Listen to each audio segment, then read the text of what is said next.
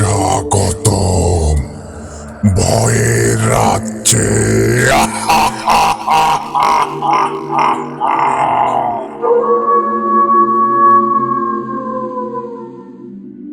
Hello guys, আসসালামু আলাইকুম and welcome to ভূত আড্ডা।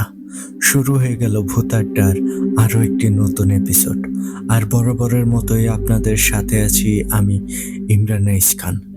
আজকে কিন্তু আপনাদের জন্য বিশেষ একটি ঘটনা নিয়ে এসেছি।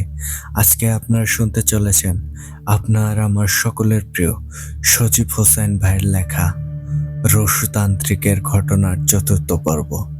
আশা করি আজকের পর্বটি আপনাদের ভীষণ রকম ভালো লাগবে। সত্যি বলতে রসুতান্ত্রিকের শ্মশান ঘটনাটি ধীরে ধীরে এতটা পরিমাণ ডার্ক নিয়ে এসেছে, সত্যিই আপনারা না শুনলে বুঝতে পারবেন না। ঘটনাটা ডে বাই ডে যেন আরো বেশি ডার্ক হয়ে যাচ্ছে। আশা করি আজকের রাতটা আপনাদের বেশ ভালোই কাটবে। তো মূল ঘটনায় চলে যাওয়ার আগে আপনাদেরকে বলবো, আপনারা যারা এখনো আমাদের চ্যানেলটিকে সাবস্ক্রাইব করেননি, দ্রুত সাবস্ক্রাইব করে ফেলুন এবং পাশে থাকা বেল আইকনটি অন করে রাখুন। এর ফলে কিন্তু আমাদের পরবর্তী সকল আপডেট সবার আগে আপনাদের কাছে পৌঁছে যাবে। আর আপনারাও যদি আমাদেরকে ঘটনা পাঠাতে চান, সেই ক্ষেত্রে কিন্তু আপনাদের কাছে দুইটি ওয়ে আছে। প্রথমত, আপনারা সরাসরি আমাদেরকে হোয়াটসঅ্যাপে নক দিতে পারেন, আর আমাদের হোয়াটসঅ্যাপ নাম্বারটি আমাদের ডেসক্রিপশন বক্সে অথবা কমেন্ট বক্সে প্রিন্ট আপ করা আছে। এছাড়াও আপনারা চাইলেই কিন্তু আমাদেরকে ইমেলের মাধ্যমেও ঘটনা পাঠাতে পারেন। আর আমাদের ইমেল অ্যাড্রেসটি হচ্ছে bhutadda.stories@gmail.com। আপনাদের জানা শোনা সেরা ভয়ঙ্কর ঘটনাগুলো আমাদেরকে লিখে কিংবা ভয়েস ক্লিপ আকারে পাঠিয়ে দিতে পারেন।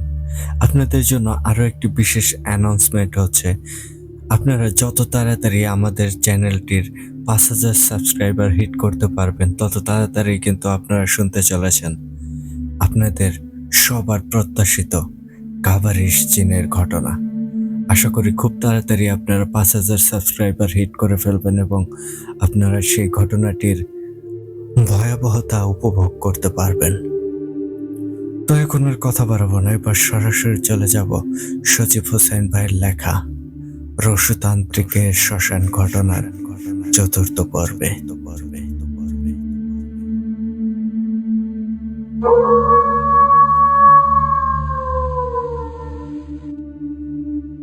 ঘটনাটি আমাকে ঠিক যেইভাবে লিখে পাঠিয়েছেন, আমি চেষ্টা করছি ঠিক সেভাবেই আপনাদের মাঝে উপস্থাপন করতে।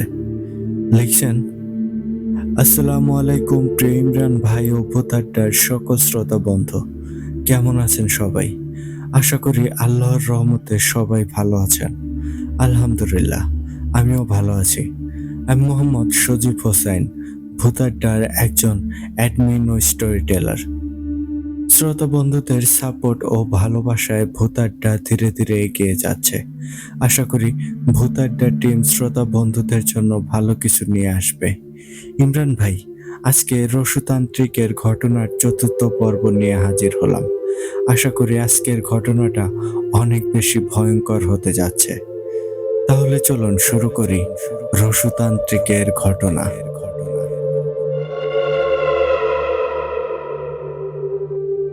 গত পর্বে যেখান থেকে শেষ করেছিলাম সেখান থেকেই শুরু করছি। বলছেন রসুতান্ত্রিক।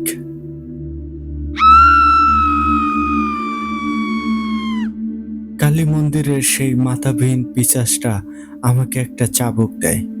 আমি চাবুকটা নিয়ে মন্দিরের মূর্তির পাশে শুয়ে পড়ি। একসময় আমি ঘুমিয়ে যাই। ঘুমিয়ে যাওয়ার পর আমি একটা স্বপ্নে দেখি সেই দৈত্য দানবটা আমার সামনে দাঁড়িয়ে আছে। সে এক পলকে আমার দিকে তাকিয়ে আছে। আমিও সেই দৈত্য দানবটার দিকে তাকিয়ে আছি। আমার মনে হলো আমি একটা ঘোরের মধ্যে চলে গেছি। সেই দৈত্য দানবটা আমাকে ইশারায় তার কাছে ডাকে। আমি তার কাছে যাই। আমি খুব কাছে গিয়ে দাঁড়াই। আমি যখন তার সামনে দাঁড়াই, মনে হচ্ছে আমি একটা পাহাড়ের সামনে দাঁড়িয়ে আছি। কি বিশাল তার দেহ! আমি চুপচাপ তার সামনে দাঁড়িয়ে থাকি। কারো মুখে কোনো কথা নেই। হঠাৎ নীরবতা ভেঙে সেই দৈত্যটা আমাকে বলে ওঠে, রসু, তোর জন্য একটা খারাপ খবর আছে। জানি না তুই খবরটা শুনে কি করবি, তবে তোকে খবরটা দেওয়ার দরকার। তাই আমি নিজে এসেছি তোকে খবরটা দিতে। তোকে আমার সাথে একটা জায়গায় যেতে হবে। তুই ভয় পাস না, তোর কিছুই হবে না। আমি দৈত্যটার কথা শুনে কিছুটা চিন্তায় পড়ে যাই। সে কিসের খারাপের কথা বলছে? খারাপ খবরের কথা বলতেই আমার মনের মধ্যে একটা ভয় চলে আসে। আমার তখন বাবা আর ভাইদের কথা মনে হয়। তাদের কোনো বিপদ হলো না তো? আমাকে চুপ থাকতে দেখে দৈত্যটা তখন বলে, রসু, তুই চোখ বন্ধ কর।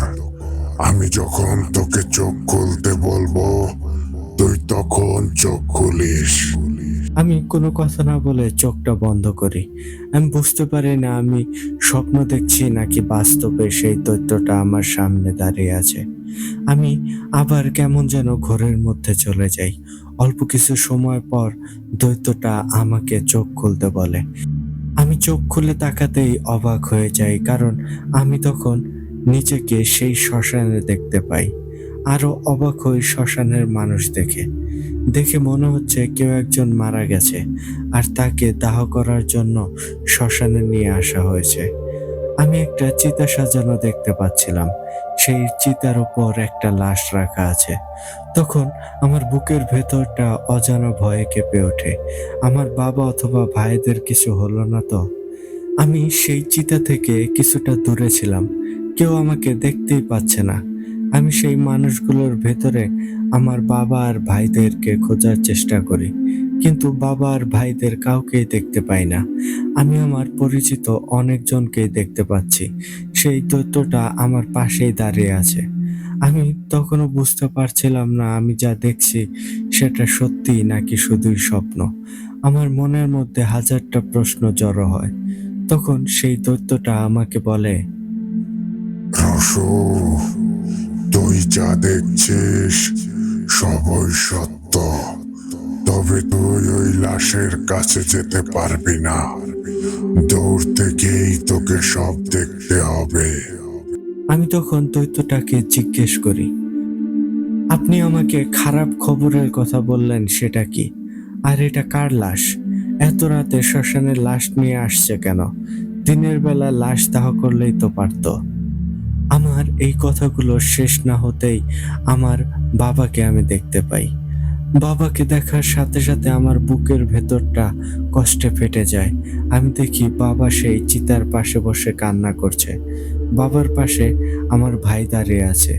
তবে আমি শুধু একজনকেই দেখতে পাচ্ছি। আমার আরেক ভাইকে দেখতে পাচ্ছি না।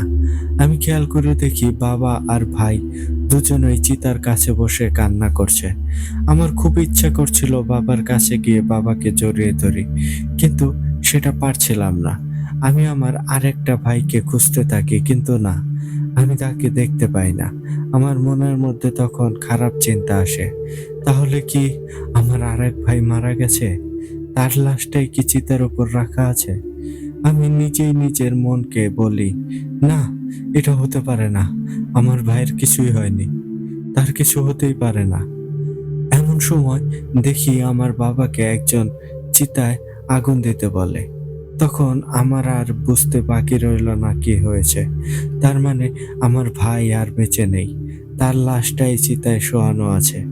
আমার তখন বুক ফেটে কান্না চলে আসে। আমি কিছু সময়ের জন্য নির্বাক হয়ে যাই। আমি অপলক দৃষ্টিতে চিতার দিকে তাকিয়ে থাকি। এমন তো হওয়ার কথা ছিল না। আমার আদরের ছোট ভাই, যাকে অনেক বছর ধরে দেখিনি, অনেক বছর পর যখন তাকে দেখলাম সে আর বেঁচে নেই। ভাইয়ের মুখটা আমার চোখের সামনে ভেসে ওঠে। ছোটবেলায় কিছু স্মৃতি আমার চোখের সামনে ভাসে। ভাইকে নিজ হাতে খাইয়ে দিয়েছি, নিজ হাতে গোসল করিয়ে দিয়েছি। ভাই আমাকে জড়িয়ে ধরে ঘুমিয়েছে। আর আজ এত বছর পর সেই ভাইকে দেখলাম চিতায় শুয়ে আছে। এই কষ্টটা সহ্য করার মতো না। আমার তখন মনে হচ্ছিল আমার মাথার উপর যেন আকাশ ভেঙে পড়েছে। আমি আমার ভাইকে শেষ দেখাটাও দেখতে পারলাম না। তাকে ছুঁয়ে দেখতে পারলাম না। তার তার মুখে ভাই ডাকটাও শুনতে পারলাম না। দুঃখে কষ্টে আমি পাথর হয়ে যাই। আমার চোখের সামনে আমার ছোট ভাইয়ের লাশ চিতায় পড়ছে। ছোটবেলায় মাকে হারিয়েছি, ছোট ভাই দুইটাকেও কাছে রাখতে পারেনি। মুহূর্তের মধ্যেই জীবনটা যেন এলোমেলো হয়ে গেল। ভাইয়ের মৃত্যুটা আমি মেনে নিতে পারছি না। তবে আমার ভাই কিভাবে মারা গেছে সেটা জানার দরকার। আমি এক দৃষ্টিতে জ্বলন্ত চিতার দিকে তাকিয়ে আছি। আমার ভাইয়ের দেহটা আস্তে আস্তে পুড়ে ছাই হয়ে যাচ্ছে। বড় ভাই হয়ে ছোট ভাইয়ের মৃত্যু মেনে নেওয়া যায় না, কিন্তু নিয়তি তো মেনে নিতেই হবে। ভাইটাকে শেষবারের মতো দেখতেও পেলাম না, তাকে জড়িয়েও ধরতে পারলাম না। এদিকে বাবা আর ভাই কান্না করেই যাচ্ছে। আমার ইচ্ছে করছিল ছুটে গিয়ে বাবা আর ভাইকে জড়িয়ে ধরি, বাবাকে জড়িয়ে ধরে কান্না করি, কিন্তু সেটা সম্ভব না। সেখানে কত সময় ছিলাম জানি না। একটা সময় আমার শরীরে একটা শীতল বাতাস অনুভব করি। তারপর কি হয়েছে আমার মনে নেই। আমার যখন ঘুম ভাঙে, আমি নিজেকে সেই কালী মন্দিরে আবিষ্কার করি।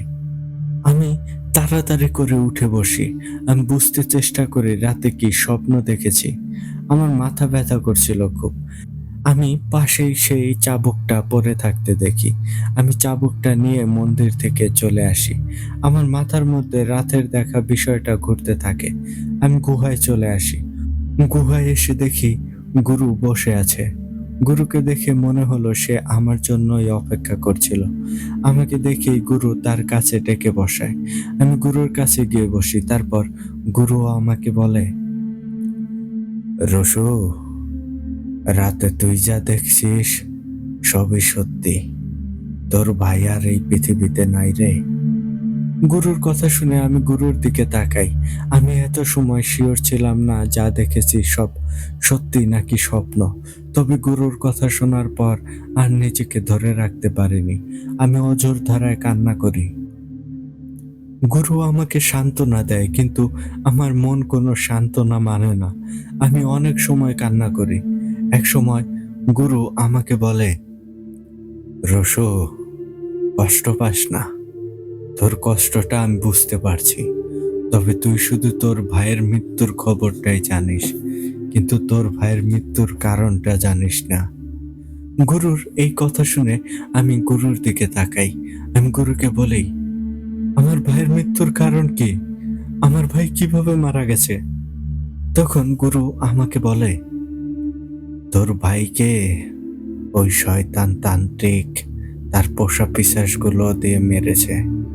ওই শয়তান তান্ত্রিক তোর বাবা আর ভাইদের অনেক আগেই মেরে ফেলতো, শুধু ওই দৈত্য দানবটার জন্য পারেনি। ওই দৈত্য দানবটা সব সময় তোর বাবা আর ভাইদের পাহারা দিত। ওই শয়তান পিশাচগুলো অনেকবার তোর বাবা আর তোর ভাইদের হত্যা করার চেষ্টা করেছে, কিন্তু প্রতিবারই ওই দৈত্য দানবটার জন্য কিছু করতে পারেনি। কিন্তু শেষে তোর ভাইকে আর বাঁচাতে পারেনি।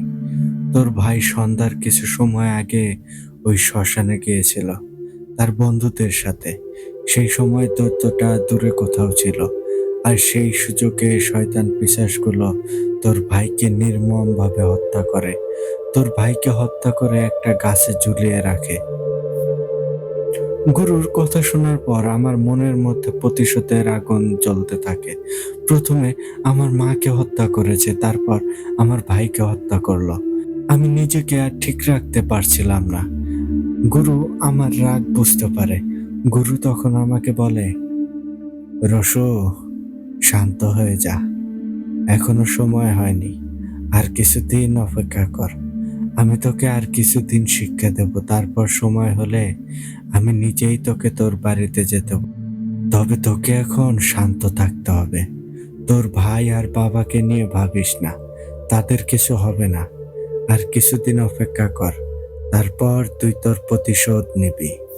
আমি মনে কষ্ট নিয়ে হলেও শান্ত থাকি। ধৈর্য ধরে সেই দিনটার জন্য অপেক্ষা করি।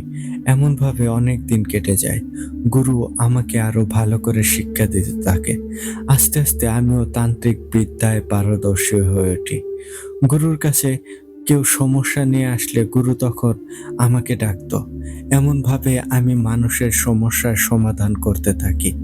আমার নাম ডাক চারদিকে ছড়িয়ে পড়ে। অল্প বয়সেই আমি তান্ত্রিক বিদ্যায় অনেক পারদর্শী হয়ে উঠি। আমার কাছে অনেক জিন পিশাচ আসতো পরামর্শ করতে। আমি সবাইকে সাহায্য করার চেষ্টা করতাম। ততদিন গুরুর অনেক বয়স হয়ে যায়। গুরু আর আগের মতো কাজ করতে পারতো না। একসময় আমি নিজেই মানুষের চিকিৎসা করতাম। অনেক দূর থেকে মানুষ আসতো আমার কাছে। জিন তাড়ানো, বান কাটানো সব কাজই আমি করতাম। তবে আমি কখনোই কাউকে কালো জাদু করিনি। আমার কাছে অনেক মানুষ আসতো কালো জাদু করানোর জন্য। যারা আমার কাছে কালো জাদু করানোর জন্য আসতো, আমি তাদের সাবধান করে দিতাম। কারণ গুরুর আদেশ ছিল কখনোই কারো কোনো ক্ষতি করা যাবে না। একদিন আমার কাছে একজন আসে। তার উপর কালো জাদু করা হয়েছে। তাকে মরণ বাণ মারা হয়েছে। যাকে কালো জাদু করা হয়েছে সে একজন পুরুষ। তার বয়স আনুমানিক ৩০ বছরের মতো হবে। মরণ বাণ মেরে তাকে মেরে ফেলতে চেয়েছিল। তার অবস্থা খুবই খারাপ হয়ে গিয়েছিল। আমি তখন তার চিকিৎসা করি। তাকে অনেক তান্ত্রিকের কাছে নিয়ে যাওয়া হয়েছিল, কিন্তু কেউ তার উপর থেকে মরণ বাণ কাটাতে পারেনি। শেষে আমার কাছে এসেছে। আমি তাকে জানাই রাতের বেলায় তার কাজ করব। যথামতো রাত হয়, রাতের বেলায় আমি সেই মানুষটাকে গুহার ভেতরে নিয়ে যাই। তারপর তাকে আমার সামনে বসাই। আমি মন্ত্র পাঠ করা পানি লোকটাকে খেতে দেই। লোকটা পানিটা খায়। পানি খাওয়ার পরপরই লোকটার পেটে অসহ্য ব্যথা শুরু হয়। লোকটা ব্যথায় চিৎকার করতে থাকে। আমি জানতাম এমনটা হবে। আমি তাকে কষ্ট করে শান্ত থাকতে বলি। কিছুটা সময় চিৎকার করার পর লোকটা বমি করে দেয়। একদম রক্ত বমি করে। বমি করার পরপরই লোকটা অজ্ঞান হয়ে যায়। আমি তখন আমার মতো করে কাজ করতে থাকি। আমি আমার একটা জিনকে পাঠাই খোঁজ খবর নিতে। জিনটা খোঁজ নিতে চলে যায়। আমি তখন বাইরে একটা আওয়াজ শুনি। আওয়াজ শুনে বাইরে বের হয়ে দেখি ৭টা কালো অবয়ব বাইরে দাঁড়িয়ে আছে। কারো চেহারা দেখা যাচ্ছে না। সবার শরীরে কালো পোশাক। সবাই গোঙানির মতো আওয়াজ করছে। আমি তখন মন্ত্র পাঠ করতে করতে তাদের দিকে এগিয়ে যাই। আমি তাদের থেকে কয়েক হাত দূরে দাঁড়িয়ে থাকি। আমি বুঝতে পারি এদেরকে চালান করা হয়েছে। আমি সরাসরি তাদের সাথে কথা বলি। তাদেরকে বলি, তোরা কেন মানুষটাকে মারতে চাস? সে তোদের কি ক্ষতি করেছে? আমি বলছি তোরা লোকটাকে ছেড়ে দিয়ে চলে যা। না হলে কিন্তু তোদের অবস্থা খারাপ হয়ে যাবে। আমার কথা শুনে একটা অবয়ব হেসে ওঠে। তারপর আমাকে উদ্দেশ্য করে ভয়ঙ্কর কণ্ঠে বলে, তোর মতো একটা অল্প বয়সী তান্ত্রিক আমাকে ভয় দেখাচ্ছে। তুই জানিস না আমরা কে? তুই ওই লোকটাকে সাহায্য করবি না। যদি আমাদের কথা না শুনিস তাহলে কিন্তু তোর অবস্থা আমরা খারাপ করে দেব। ওকে আমাদের নামে বলি দেওয়া হয়েছে। আমরা ওকে নিয়ে যাব। আমাদের হাত থেকে কেউ ওকে বাঁচাতে পারবে না। আমি তখন সেই অভবটাকে বলি, তোরা হলি নরকের কীট। তোদেরকে নরকে পাঠানোর কাজ করছি। তোরা কেউ এখান থেকে যেতে পারবি না। কথাগুলো বলে আমি মন্ত্র পাঠ করা শুরু করি। কিছু সময় মন্ত্র পাঠ করার পর দেখি সেই অভাবগুলা রেগে যাচ্ছে। তখন অভাবগুলো আমার দিকে আসতে থাকে। আমি তখন সেই চাবুকটা বের করি। তারপর চাবুকটা দিয়ে মাটিতে ৩ বার আঘাত করি। আঘাত করার পর মাটি কেঁপে ওঠে। আর তখন আমি সেই অভাবগুলোর দিকে তাকাই। অভাবগুলো মনে হচ্ছে ভয় পেয়েছে। অভাবগুলো ছোটাছুটি শুরু করে দেয়, কিন্তু অদৃশ্য কোনো শক্তি তাদেরকে ধরে রেখেছে। তারা কোথাও যেতে পারছে না। একসময় অভাবগুলো অদৃশ্য হয়ে যায়। আমি অদৃশ্য থেকে চিৎকার আর আর্তনাদ শুনতে পাই। সেই অভাবগুলো কার কাছে যেন মাপ চায়। কিছু সময় সেই চিৎকার আর আর্তনাদ চলে। একসময় সবকিছু আবারও শান্ত হয়ে যায়। আমি বুঝতে পারি কাজ হয়ে গেছে। আমি গুহার ভেতরে আসি। এসে দেখি লোকটা তখনও অজ্ঞান হয়ে আছে। আমি লোকটার চোখে মুখে পানি ছিটিয়ে দেই। তারপর লোকটার জ্ঞান আসে। আমি লোকটাকে বিশ্রাম নিতে বলি। লোকটা বিশ্রাম নেয়। আমি তখন আমার সাধনা শুরু করি। একটা সময় আমার সেই জিনটা আসে খোঁজ খবর নিয়ে। জিনটা জানায় লোকটার আপন ভাই তার উপর মরণ বান মেরেছে। লোকটার ভাই একটা তান্ত্রিকের কাছে গিয়ে আর তাকে দিয়ে তার উপর মরণ বান মেরেছে। মরণ বান মেরে লোকটার উপর ৭টা ভয়ঙ্কর জিনকে চালান করা হয়েছে। সেই ৭টা জিনের কাছে এই লোকটাকে বলি দেওয়া হয়েছে। জিন ৭টা অনেক শক্তিশালী হওয়ায় লোকটাকে কেউ সুস্থ করতে পারছে না। এরপর জিনটা তথ্য দিয়ে চলে যায়। সকালবেলায় লোকটা জানায় সে পুরোপুরি সুস্থ হয়ে গেছে। লোকটাকে আরো বলি তার যদি আবার কোনো সমস্যা হয় তাহলে সরাসরি আমার কাছে আসতে। তবে তার নিজের ভাই তাকে কালো জাদু করেছে সেটা তাকে বলে না। তারপর লোকটা চলে যায়। এমনভাবে আমি মানুষের উপকার করছিলাম। এর মাঝে ওই দৈত্য দানবটা আমার স্বপ্নে আসতো। তার সাথে আমার কথা হতো। এমনভাবেই দিন কাটছিল। একদিন গুরুর কাছে কয়েকজন মানুষ আসে। তারা ভারতের কোনো একটা জায়গা থেকে এসেছিল। তারা অনেক বড় বিপদে পড়ে গুরুর কাছে আসে। গুরু তাদেরকে গুহার ভেতরে নিয়ে যায়। তারপর কি সমস্যা জানতে চায়। তখন তাদের মধ্যে একজন সমস্যার কথা বলে। সেই মানুষটা একটা ভয়ঙ্কর লোমহর্ষক ঘটনার কথা বলে। লোকটা তখন বলে, আমাদের গ্রামের পাশ দিয়ে একটা ছোট নদী বয়ে গেছে। নদীর ওপারে আমাদের শ্মশান ঘাট। কেউ মারা গেলে নৌকা করে লাশ নদীর ওপারে নিয়ে যেতে হয়। আর সমস্যাটা ওই শ্মশানকে নিয়েই। একদিন আমাদের গ্রামের একজন মারা যায়। গ্রামের সকল মানুষ মিলে সেই লাশটাকে দাহ করার জন্য শ্মশানে নিয়ে যায়। তখন বিকেল গড়িয়ে সন্ধ্যা নামবে। নদীর এই পার থেকে ওই পার খুব ভালো করেই দেখা যায়। সেদিন কেন যেন ঘাটে নৌকা ছিল না। পরে একটা পরিচিত মাঝির নৌকায় লাশটা তোলা হয় নদীর ওপারে নিয়ে যাওয়ার জন্য। নৌকাটা ছোট হওয়ায় বেশি মানুষ নৌকায় উঠতে পারে না। অল্প কয়েকজন লাশটা নিয়ে নৌকায় ওঠে। ততক্ষণে সন্ধ্যা পুরোপুরি নেমে গেছে। চারদিকে হালকা অন্ধকার হয়ে গেছে। নৌকা দিয়ে নদী পার হতে 10 মিনিটের মতো সময় লাগে। নৌকাটা ঘাট ছেড়ে ওপারের উদ্দেশ্যে রওনা করে। নৌকাটা মাঝ নদীতে যেতেই হঠাৎ করে নৌকাটা ভীষণ জোরে দুলে ওঠে। মনে হলো পানির নিচ থেকে কেউ নৌকাটাকে জোরে ধাক্কা দিয়েছে। নৌকায় থাকা মানুষগুলো কিছুটা ভয় পায়। অবাক করার বিষয় হলো নৌকাটা দুলে ওঠার পর নৌকাটা আর আগায় না। মাঝি অনেক চেষ্টা করেও নৌকাটা একটুও সামনে আগাতে পারে না। এর মাঝেই হঠাৎ নদীর পানিতে ঢেউ উঠতে শুরু করে। ঢেউয়ের কারণে নৌকাটা ডুবে যাওয়ার মতো অবস্থা হয়। এমন বিপদে পড়ে নৌকায় থাকা মানুষগুলো চিৎকার করতে থাকে। এদিকে নদীর ঘাটে থাকা মানুষগুলো এই দৃশ্যটা দেখতে পায়। তারা দেখতে পায় নদীর পানিতে ঢেউয়ের পরে ঢেউ আসছে। আগে কখনোই নদীতে এমন কেউ ঢেউ দেখেনি। এর মাঝে হঠাৎ করে মাঝি একটা চিৎকার করে ওঠে। তখন সবাই দেখে নৌকার চারপাশে একটা বিশাল বড় সাপ ঘুরছে। সাপটা দেখতে একদম কালো কুচকুচে ছিল। সাপটার শরীরটা জ্বলজ্বল করছিল। এই দৃশ্য দেখে নৌকায় থাকা কয়েকজন অজ্ঞান হয়ে যায়। সবাই তো সৃষ্টিকর্তাকে ডাকতে থাকে। হঠাৎ করে সেই সাপটা তার লেজ দিয়ে নৌকায় একটা আঘাত করে। আর তখনই নৌকাটা পানিতে ডুবে যায়। নৌকায় থাকা সবাই নদীতে পড়ে যায়। সবাই বাঁচার জন্য চিৎকার করতে থাকে। নদীর ঘাট থেকে তখন শুধু চিৎকার চেঁচামেচির শব্দ পাওয়া যাচ্ছিল। নৌকা এবং কোনো মানুষকেই দেখা যাচ্ছে না। নৌকায় থাকা একজন খেয়াল করে সেই সাপ মৃত লাশটাকে একটা কামড় দেয়। তারপর সেই লাশটা নিয়ে পানির নিচে চলে যায়। তখন ধীরে ধীরে ঢেউটা কমতে থাকে। সবাই তখন সাঁতরে পাড়ে চলে আসে। তারা পাড়ে এসে সবাইকে ঘটনাটা বলে। সবাই তো এই কথা শুনে ভয়ে আঁতকে ওঠে। কারণ আজ পর্যন্ত এমন ঘটনা ঘটেনি। লাশের আত্মীয় স্বজনেরা কান্নাকাটি করতে থাকে। সেই লাশটাকে খোঁজার দরকার। কিছু সাহসী মানুষ নৌকা নিয়ে নদীর মাঝে যায়। লাশটাকে খোঁজার চেষ্টা করে, কিন্তু লাশটা পাওয়া যায় না। সেই লাশটাকে পাওয়া যায় পরের দিন সেই শ্মশানে। লাশটার শরীর থেকে মাংস খেয়ে ফেলা হয়েছে। শুধু মাথা বাদে শরীরের কোথাও কোনো মাংস নেই। এই দৃশ্য দেখে মানুষের মাঝে আতঙ্ক ছড়িয়ে পড়ে। কেউ বুঝতে পারে না এমনটা হওয়ার কারণ কি। গ্রামের কিছু বয়স্ক মানুষ বলে এটা কোনো মানুষ খেকো পিশাচের কাজ।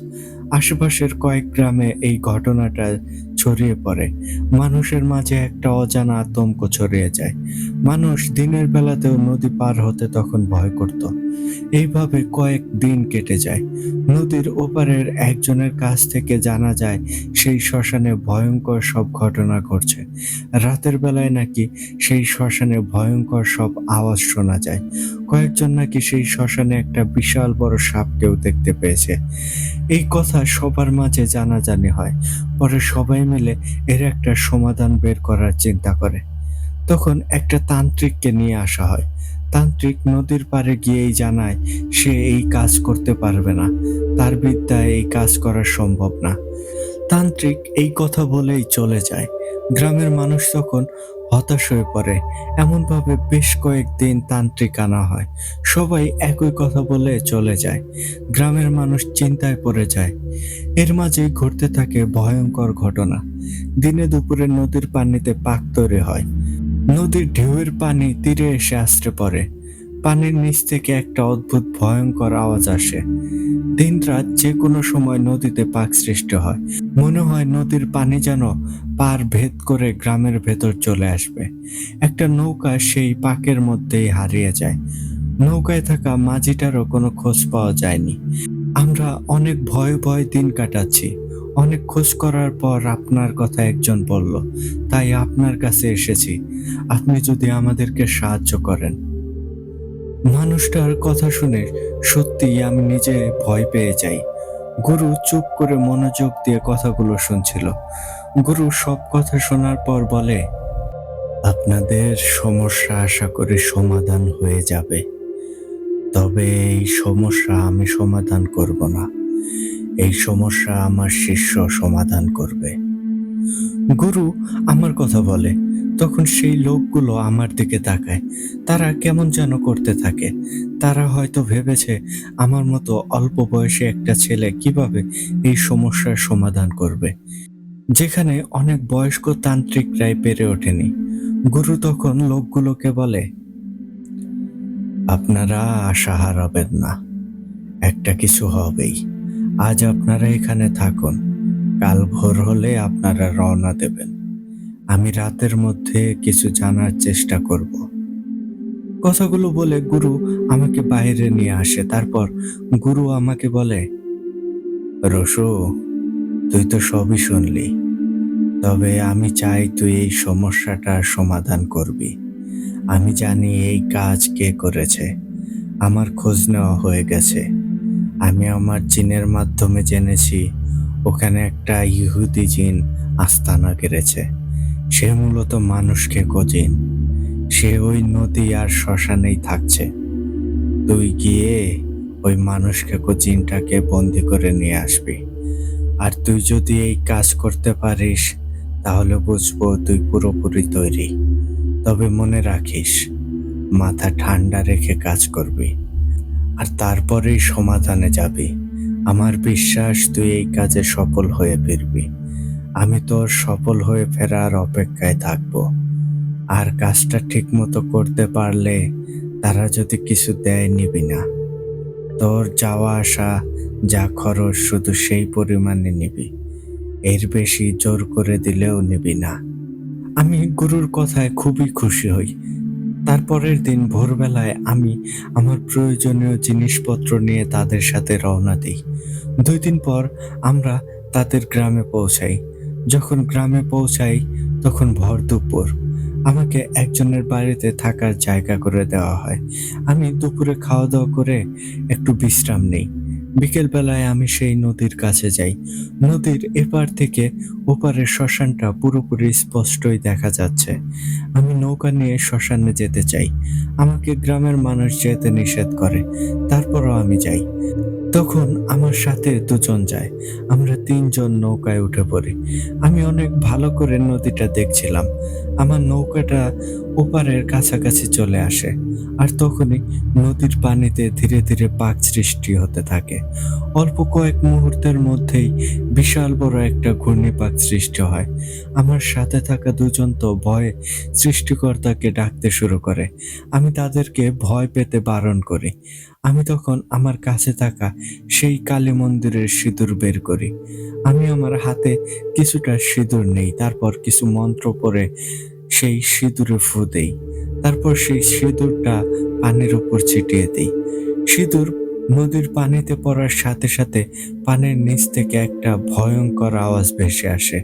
তারপর খুবই জোরে পানিতে একটা ঘূর্ণিপাক সৃষ্টি হয়। তখন আমাদের নৌকাটা ডুবে যাওয়ার মতো অবস্থা। অল্প সময়ের মধ্যেই নদীর পানি ধীরে ধীরে আবারও শান্ত হয়ে যায়। আমরা নৌকাটা নিয়ে শ্মশান ঘাটে পৌঁছাই। তারপর নৌকা থেকে নেমে শ্মশানে যাই। শ্মশানটা বড় বড় গাছ আর ঝোপঝাড় জঙ্গলে ঘেরা।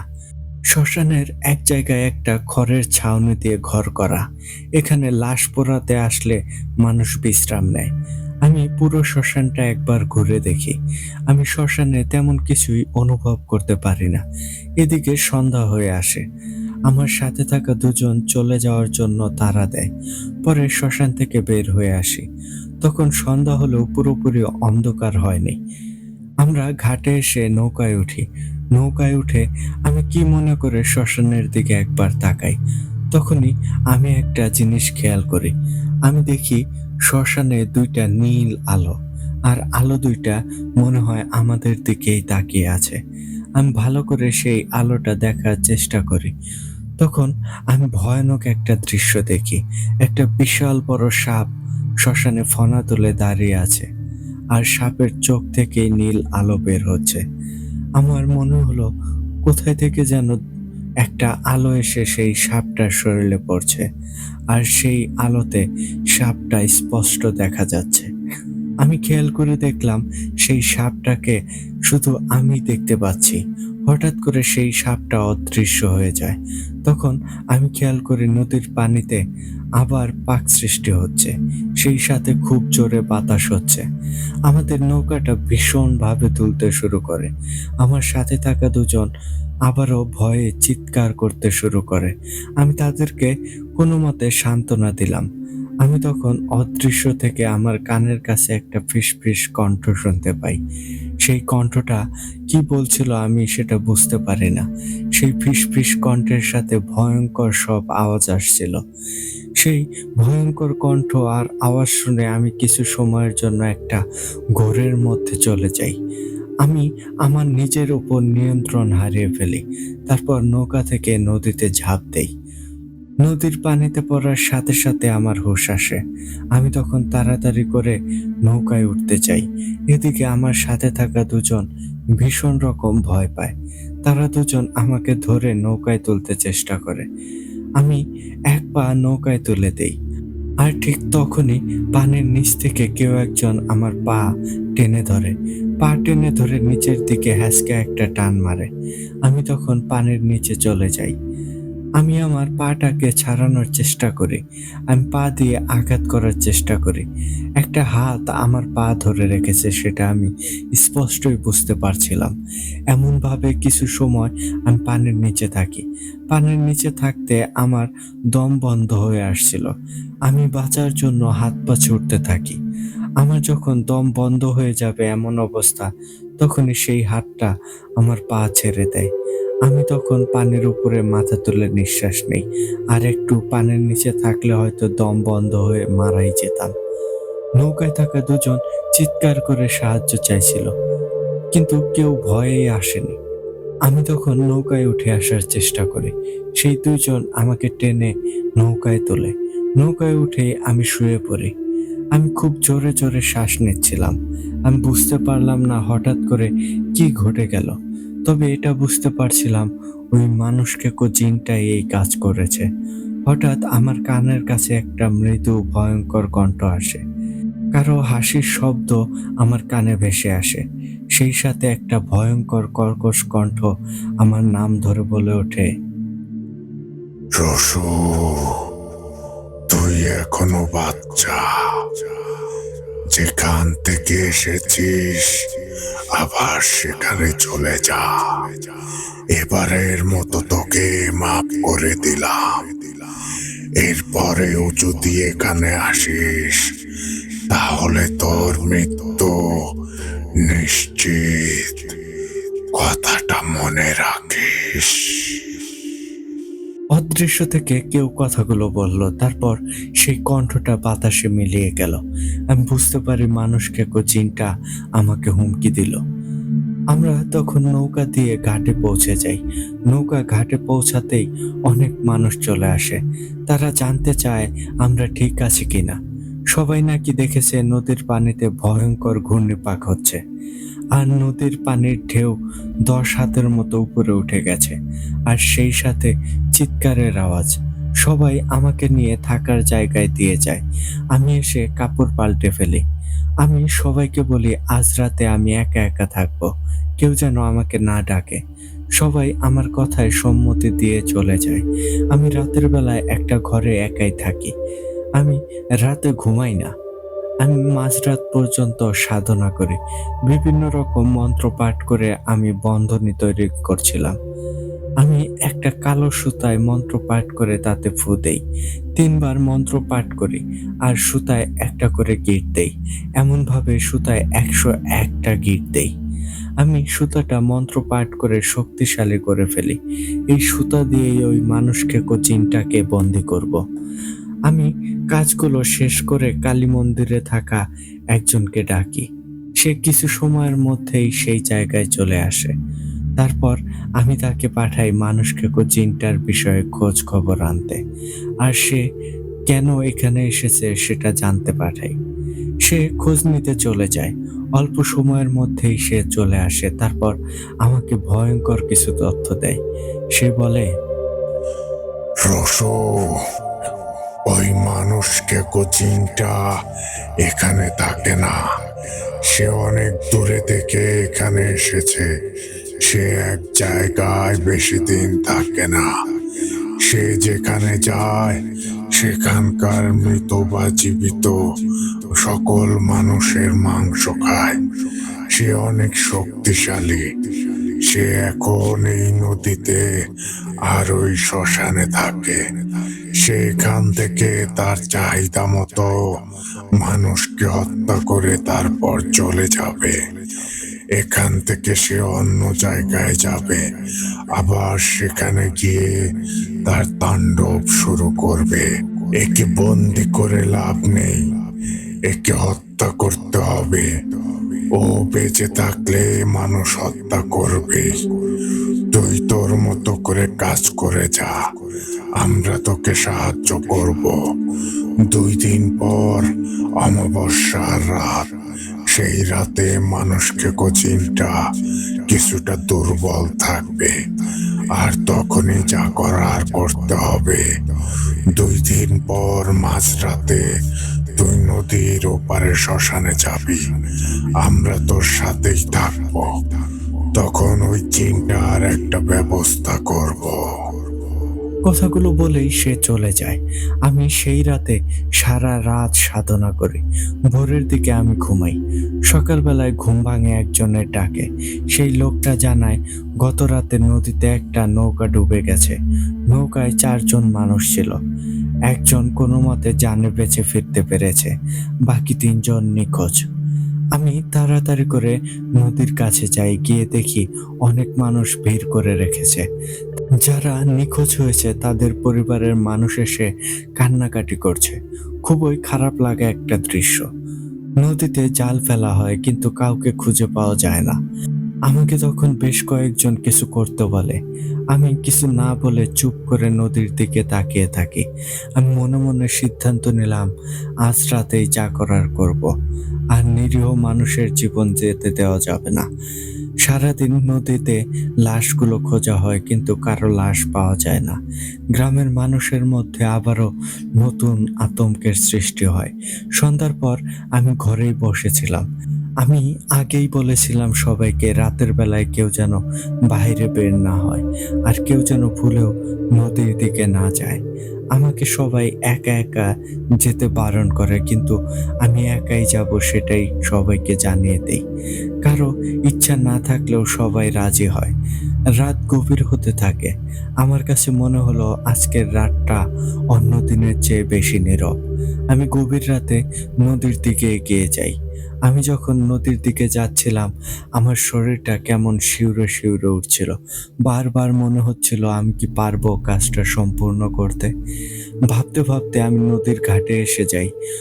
নদীর ওপারে শ্মশানটা দেখাই যাচ্ছে না। আকাশে চাঁদ থাকলেও কালো মেঘে চাঁদটা ঢাকা পড়ে গেছে। চারদিকে একদম শুনশান নীরবতা। নদীর ঘাটে নৌকা বাঁধাই ছিল। আমি নৌকাটা নিয়ে নৌকা বাইতে শুরু করি। চাঁদের আলো না থাকায় নদীর পানি কালো দেখাচ্ছিল। চারদিকে মনে হয় অন্ধকার ছেয়ে গেছে। আমার বুকের ভেতর ধুক ধুক করছিল। আমি নৌকা বাইছিলাম, কোনো সমস্যা ছাড়াই আমি নদী পার হয়ে আসি। নৌকা ঘাটে বেঁধে আমি শ্মশানের দিকে এগিয়ে যাই। আমি শ্মশানে ঢুকতেই শ্মশানে ঝড় বাতাস শুরু হয়। এত জোরে বাতাস হচ্ছিল, আমি ঠিক মতো দাঁড়িয়েও থাকতে পারছিলাম না। আমি কষ্ট করে শ্মশানে চলে আসি। শ্মশানে আসতেই আমি দেখি সেই ভয়ঙ্কর সাপটা ফনা তুলে দাঁড়িয়ে আছে। সাপটা আমার থেকে 10 হাত দূরে আছে। সাপটার পুরো শরীর কালো কুচকুচে, শরীর থেকে একটা আলোর ঝলক বের হচ্ছে, আর চোখ দুইটা নীল। কি ভয়ঙ্কর তার চেহারা! জিভটা খুবই চিকন। ফনা তোলার সাথে সাথে জিভটা বের হয়ে আসছে। সেই সাপটা তখন আমাকে ভয়ঙ্কর মানুষের ফ্যাসফ্যাসে কণ্ঠে বলে, তোকে বলেছিলাম এখানে না আসতে, তুই আমার কথা শুনলি না। তবে এখন তোর মৃত্যু নিশ্চিত, তোকে কেউ বাঁচাতে পারবে না। কথাটা বলেই সাপটা তার লেজ দিয়ে আমাকে আঘাত করতে আসে। আমি তখন সেই কালো সুতাটা বের করি। আমি মন্ত্র পাঠ করে সেই সুতায় ফু দেই। তারপর আমি আরো মন্ত্র পাঠ করি। আমি খেয়াল করলাম সাপটা আস্তে আস্তে ছোট হয়ে যাচ্ছে। সাপটা একটা অদ্ভুত শব্দে চিৎকার করছে। আমি অনেক সময় মন্ত্র পাঠ করি, তারপর সেই সুতায় আরো 2টা গিঁট দেই। পরের 2টা গিঁট দেওয়ার সাথে সাথে সাপটা ভয়ঙ্করভাবে চিৎকার করতে শুরু করে। সাপটা আস্তে আস্তে অনেক ছোট হয়ে যায়। হঠাৎ করে শ্মশানের ভেতর থেকে ভয়ঙ্কর আওয়াজ আসতে থাকে। আমি দেখি পুরো শ্মশানটা কালো অন্ধকারে ঢেকে যাচ্ছে। আমি কিছুই দেখতে পাচ্ছিলাম না। আমি তখন একটু মন্ত্র পাঠ করা সিঁদুর হাতে নেই, তারপর আমার আশেপাশে ছিটিয়ে দেই। কিছু সময়ের মধ্যেই সবকিছু স্বাভাবিক হয়ে যায়। আমি দেখি সেই সাপটা 1 হাত হয়ে গেছে। মাটিতে সে গড়াগড়ি খাচ্ছে। আমি তখন সুতা দিয়ে সাপটাকে বেঁধে ফেলি। তারপর একটা কাপড় দিয়ে সাপটাকে বেঁধে নিয়ে নৌকায় চলে আসি। সবকিছু তখন স্বাভাবিক হয়ে যায়। রাত তখন প্রায় শেষের দিকে। আমি নৌকা নিয়ে নদী পার হয়ে সেই বাড়িতে চলে আসি। সকালবেলায় আমি বাড়ির মানুষদের ডেকে তুলি। তারপর জানাই কাজ হয়ে গেছে। আমি ওই শয়তান জিনটাকে বন্দি করে ফেলেছি। আমার কথা শুনে সবাই অনেক বেশি আনন্দিত হয়। সবার মাঝ থেকে একটা ভয় যেন দূর হয়ে যায়। আমি কিভাবে কি করেছি সবাইকেই বলি। গ্রামের মানুষ আমাকে অনেক কিছু দিতে চায়, কিন্তু গুরুর আদেশ প্রয়োজনের থেকে বেশি কিছু নেওয়া যাবে না। আমি আমার প্রয়োজন মতো কিছু নেই। তারপর সবার কাছ থেকে বিদায় নিয়ে চলে আসি। আসার সময় পথে সেই কালী মন্দিরের ওই ভয়ঙ্কর জিনিসটার সাথে কথা হয়। সে আমার কাজে অনেক খুশি হয়। আমি তাকে জানাই ওই জিনটাকে বন্দি করেছি। তারপর আমি গুরুর কাছে চলে আসি। এদিকে গুরুর জিনেরা গুরুকে বলে আমি ওই মানুষ খেকো জিনটাকে বন্দি করে ফেলেছি ইতিমধ্যেই। গুরু অনেক খুশি হয়। তারপর আমি গুরুকে সবকিছু বলি। গুরু তখন আমাকে বলে, রসু, তুই এখন পুরোপুরি তৈরি। এখন তুই চাইলেই যেতে পারিস। আমি তোকে আর আটকাবো না। আমি চাই তুই তোর গ্রামে ফিরে যা। সেখানে গিয়ে তুই মানুষের উপকার কর। অনেক বছর হলো তুই আমার কাছে আসিস। আমি আমার সকল বিদ্যা তোকে শিখিয়েছি। তুই তোর মা আর ভাইয়ের হত্যার প্রতিশোধ নিতে চলে যা। গুরু কথাগুলো বলার সময় তার চোখের কোণে আমি পানি দেখতে পাই। সত্যি দীর্ঘ 12 বছর আমি গুরুর সাথে ছিলাম। গুরু সবসময় আমাকে নিজের ছেলের মতোই আগলে রেখেছে। গুরুকে ছেড়ে যেতে আমারও কষ্ট হবে, কিন্তু কষ্ট হলেও আমাকে তো যেতেই হবে, কারণ আমার এখনো অনেক কাজ বাকি। আমি কিছুদিন গুরুর কাছে থাকি, তারপর গুরুর থেকে আমি বিদায় নেই। বিদায়ের সময় আমি গুরুকে ধরে কান্না করে দেই, কারণ গুরুকে ছেড়ে যেতে ইচ্ছে করছিল না, অনেক কষ্ট লাগছিল। আসার সময় গুরু আমাকে একটা উপহার দেয়। এই উপহারের কথা গুরু কাউকেই বলতে নিষেধ করেছেন, তবে জিনিসটা খুব বড় বিপদে না পড়লে ব্যবহার করা যাবে না। আমি গুরুর থেকে বিদায় নিয়ে চলে আসি। গ্রামের মানুষ জেনে যায় আমি চলে যাচ্ছি। সবাই আমার সাথে তখন দেখা করতে আসে। সত্যি সবাইকে ছেড়ে যেতে অনেক কষ্ট লাগছে। দীর্ঘদিনের পরিচয় তাদের সাথে। আমার একদিকে ভালো লাগছে, কেননা নিজের গ্রামে যাচ্ছি, বাবা আর ভাইয়ের সাথে দেখা হবে। আমি ছুটে চলি আমার বাড়ির দিকে। আমার মনে তখন অনেক আনন্দ। দীর্ঘ 12 বছর পর নিজের বাড়িতে যাচ্ছি। একসময় আমি আমার গ্রামে এসে পৌঁছাই, সেই চিরচেনা গ্রাম। আজ সবটাই নতুন লাগছে। এই 12 বছরে সবকিছু যেন পাল্টে গেছে। এই গ্রামে আমি বড় হয়েছি। এই মাটির সাথে আমার শরীরের গন্ধ লেগে আছে। গ্রামের মানুষ আমাকে দেখে চিনতে পারে না, কারণ তখন আমার মুখ ভর্তি দাড়ি গজিয়েছে আর মাথায় বড় বড় চুল। আমি আমার বাড়ির সামনে আসি। বাড়ির সামনে আসতেই দেখি বাবা বাড়ির সামনে বসে আছেন। বাড়ির পরিবেশটাও পাল্টে গেছে। আমি ধীর পায়ে হাঁটতে হাঁটতে বাবার কাছে যাই। আমি বাবার কাছে গিয়ে দাঁড়াই। বাবা তখন আমার দিকে তাকায়, কিছু সময় আমার দিকে তাকিয়ে থাকে। বাবা আমাকে চিনতে পারেনি। বাবা একটু পর উঠে দাঁড়ায়। দেখেই বোঝা যাচ্ছে বাবার বয়স হয়েছে। তখন বাড়ির ভেতর থেকে আমার ভাই বাবাকে ডাকতে ডাকতে বের হয়ে আসে। ভাই আমাকে দেখে আমার দিকে তাকিয়ে থাকে। সেও আমাকে চিনতে পারেনি। আমার তখন 2 চোখে পানি টলমল করছে। আমি আর আবেগ ধরে রাখতে পারিনি। আমি বাবা বলেই বাবাকে জড়িয়ে ধরি। বাবার বিষয়টা বুঝতে কিছুটা সময় লেগেছিল। আমি বাবাকে জড়িয়ে ধরে কান্না করে দিই। তো ইমরান ভাই, আজ এতটুকুই লিখলাম। বাকিটা আগামী সপ্তাহে লিখে পাঠাবো ইনশাল্লাহ। আগামী সপ্তাহে রসতান্ত্রিকের ঘটনার শেষ অংশ পাঠিয়ে দেব। আশা করি এই অংশটা সবার কাছে অনেক ভালো লাগবে। সবাই ভালো থাকবেন, সুস্থ থাকবেন, আর ভূতাড্ডার সাথেই থাকবেন। ভূতাড্ডা টিমের জন্য দোয়া ও ভালোবাসা রইল। আসসালামু আলাইকুম। আমি মোহাম্মদ সজীব হোসাইন।